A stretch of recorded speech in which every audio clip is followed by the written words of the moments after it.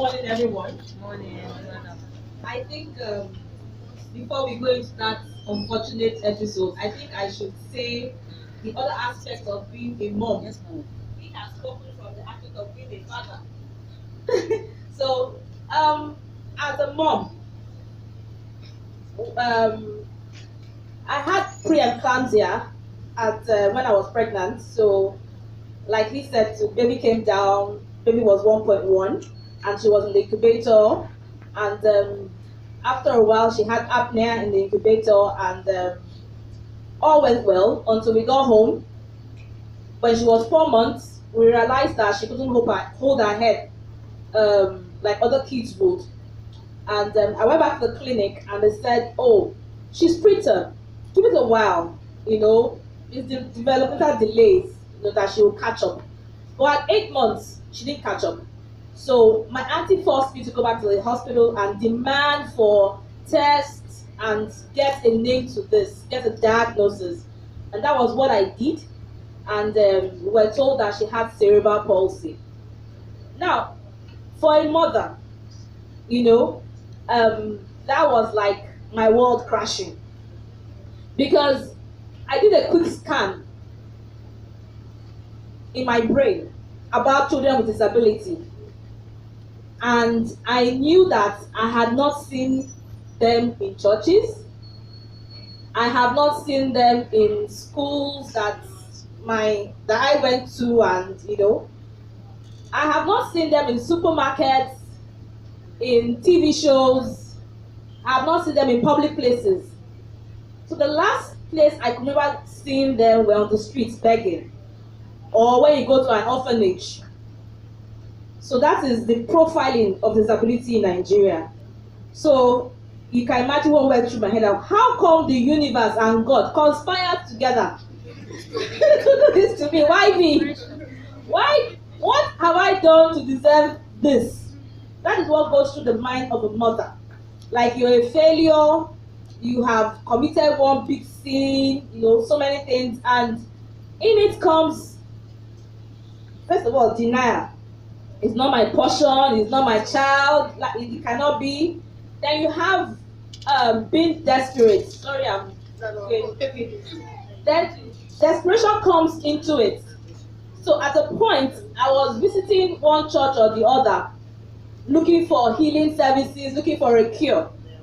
And when that didn't come, depression came.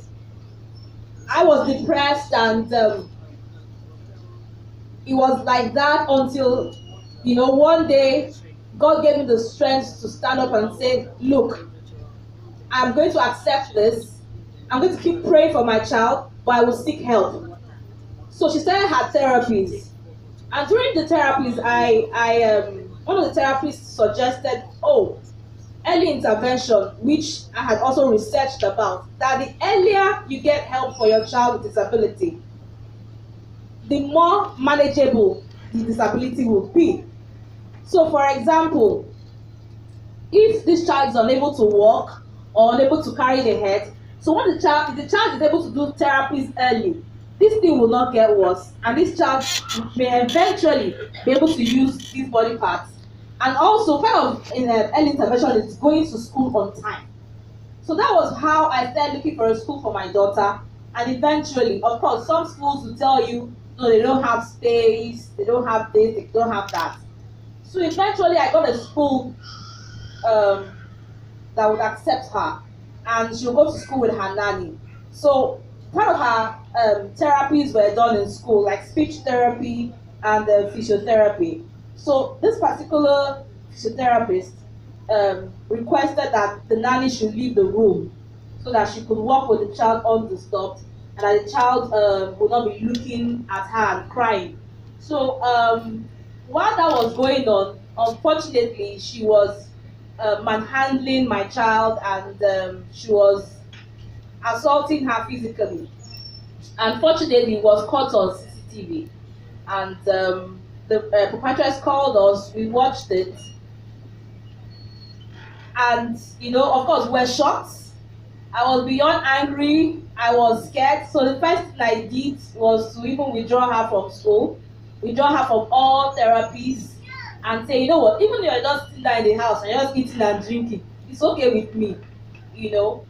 How did I go through that process? Number one, I didn't allow bitterness to set into my heart. Rather, I turned it over to God. And through that period, God bettered a ministry in my life to help other families who have challenges like this. Because during that process, I had to be like her teacher at home, her nanny, her physiotherapist, everything.